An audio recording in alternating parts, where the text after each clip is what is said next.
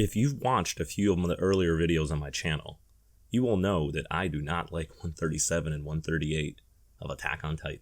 I don't enjoy them. They brought down the manga from a 10 out of 10 to an 8 out of 10 for me. And honestly, I think they're pretty bad chapters. Let's get into why. I'm going to start with 137 and Armin's Talk no Jutsu.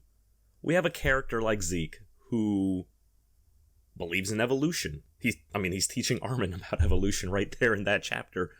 3 chapters from, the end of the manga. And he basically tells him that life is all about multiplying and anything else is pointless. And to stop life from multiplying is just an act of fear. He essentially is, giving this existential argument to Armin. He's being nihilistic, saying this is all that life is about. We're animals. Our only goal is to, have sex and get babies and repeat forever. And everything else is pointless. And my man Armin, he just says, bro, look at this leaf. Just picked it up from the sand somewhere. Look at this leaf. It's all about the little things. And Zeke has his mind blown. He doesn't even, debate Armin. He's like, yeah, you're right. That's it. Zeke is convinced. He has spent countless...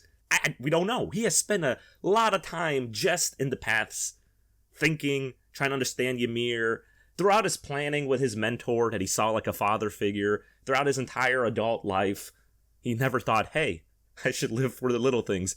But Armin, who he called Aaron's friend, just pops right in and says, hey, bro, just live for the little things. And he goes, you're right.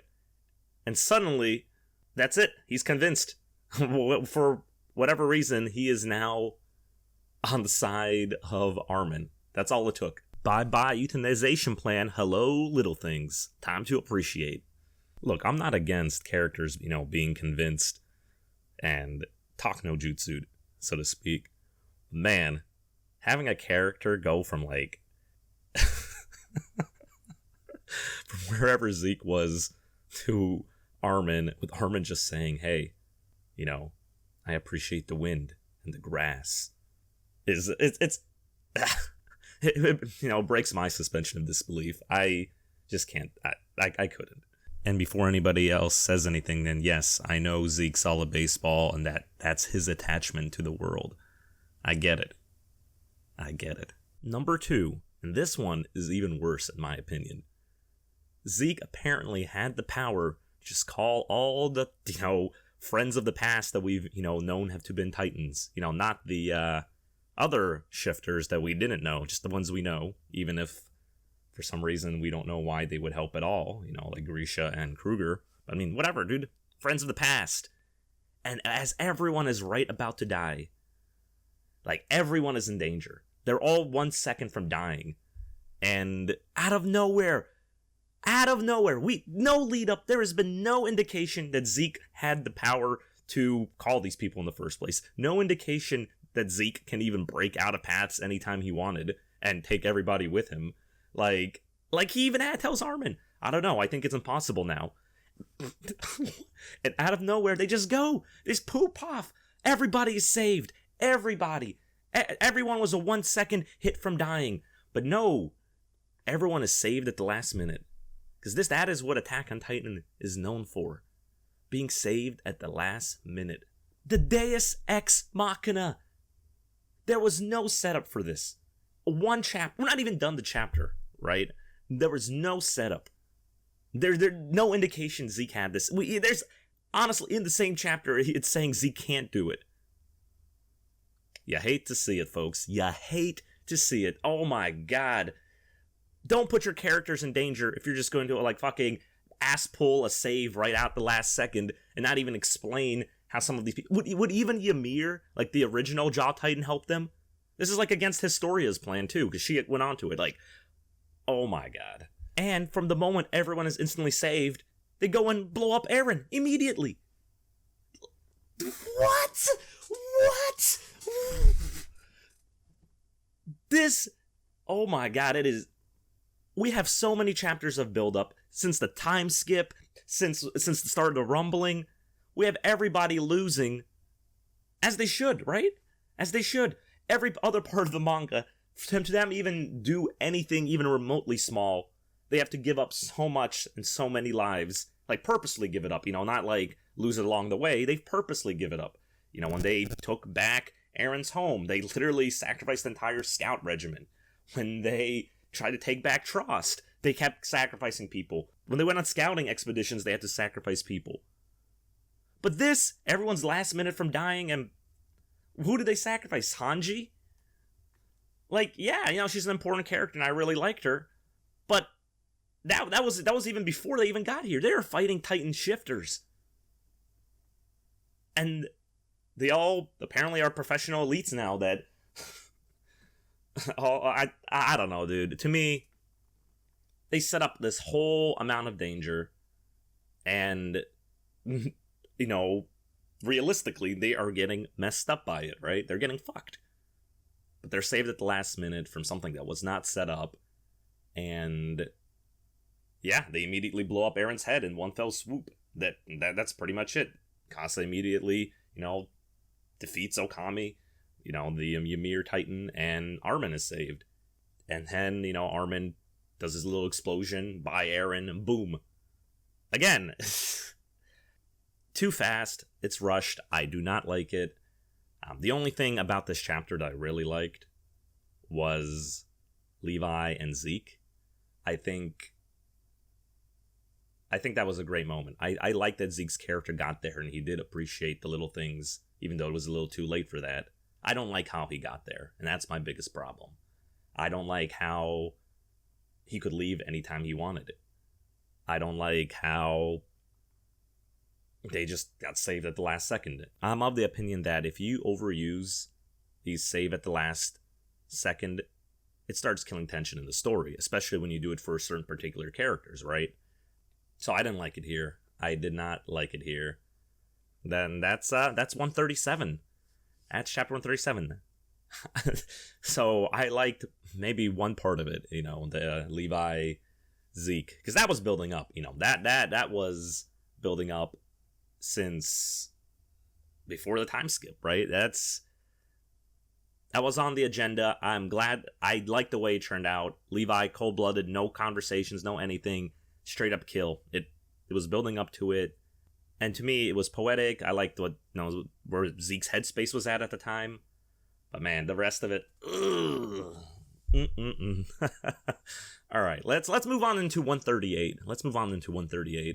All right, first thing about 138 is about half the chapter, all those panels dedicated to non-plot related things, the reunion with the family, Annie's reunion, talking about the fight that just happened or the fight that's about to happen. There's just so much stuff that's not moving the plot forward. And look, I get it. I know why that many panels were used for that. You want an emotional connection to all the characters right before they turn into Titans, and now you're supposed to feel sad. But let me tell you, I know they're not staying Titans, dude. Gabby, 0% chance that she doesn't turn back to normal. 0%. I've talked about this in the theories, and you can go check those videos out. But she's 100% either eating Reiner if the curse doesn't get broken, or if it's broken, she's gonna be turned back to normal. 0% chance. You have Reiner and Falco, their character revolving around saving Gabby. 100%. Connie and his mom is still a pure Titan. She's alive. To me, that makes it seem that she'll turn back to normal, and that's what Connie wins at the end of the story. A future with his mom. Great, happy. Jean might end up getting matched with Peak. I just don't see it. I don't see them not coming back. And so for me, the emotional setup, just then do it for me.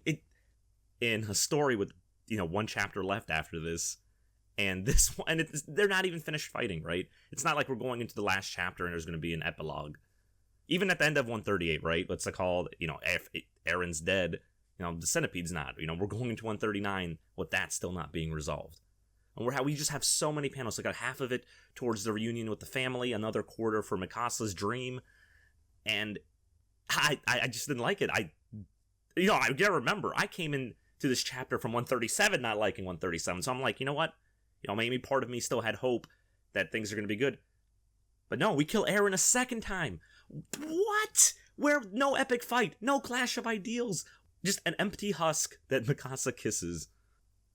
Like, to me, I was an Eren Mikasa shipper, right? Over when she, when she joined the alliance, part of me started leaning towards Historia. We gotta support our fellow Jaegerists. But let me tell you, like, this is not like the moment where he's about to get eaten by Royal Dina with him and Mikasa was a lot more powerful than this kissing Eren while he can't really say no because he's a fucking head. Oh my god. Anyways, but to me that's a neutral thing. That's not why I disliked it. It's all the panels associated to it without actually pushing anything forward. In fact, we kill Eren a second time, which I don't like. How could I like the killing of a protagonist who was the main point of view throughout the entire story, who became a villain, and suddenly no point of view? What is emotional about killing that I don't even see his inner monologue? Even when we're fighting, in Eren's hometown. Dude, I can never pronounce it. Shinsegae, whatever, dude. I'm just gonna keep saying Eren's hometown. When they're fighting there, we get Zeke's point of view. We get Reiner's. We get Bertholdt's. It's epic. It's fucking the best. It's the best climax of the series, in my opinion. I don't think it was ever topped again. The ending, at the beach, classic, beautiful. One of my favorite scenes in all of manga and anime. It can't be beat, and does not look like this arc is going to beat it. It's extremely rushed. I don't like it. I don't like it. I don't like it.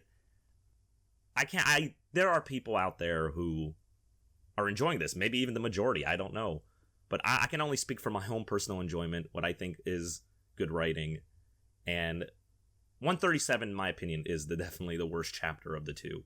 138, just nothing happens. It's called...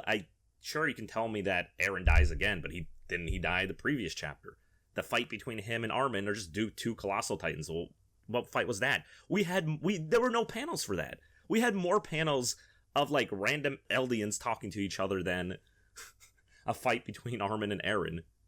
In the second to last chapter, oh my god! What? So I set out for this to be a very concise reasons why I don't like 137, 138. And, why I personally think they're not great chapters. Bad even, by my standards at least. Like, actually, I'll say this. The chapters 137, 138 could be good in another manga, but they cannot be good in Attack on Titan. Even, and I'll tell you right now, people are saying believe, trust, Isayama. But let me tell you, no matter what big twist is coming in 139, if Eren's still alive or any of the other theories I've talked about on this channel, the point is 137 and 138 are written. Even if 139 comes out and it's a banger of a chapter, big twists, great finale, wraps everything up beautifully, 137, 138 I still didn't like. And you gotta remember, I'm reading this manga the day, the chapter releases. That's 2 months of me thinking, wow, what am I reading? One chapter isn't going to change the fact that the Deus Ex Machina Zeke pulled out his ass and summoned all these titans into the world after basically being told enjoy the little things by Armin. Nothing in 139 is going to, unless you're going to say, Zeke, this was part of the plan all along. Zeke pretended to be convinced by Armin. And then that leads its own problems. There are going to be a lot of people who aren't going to be happy with that. Because you can't please everybody, right? So, this started off as supposedly my concise list. But, man, I'm still mad! I'm ending it here. If you liked the video, go ahead and comment, subscribe, like, follow the channel. I'll catch y'all later. Oh my god.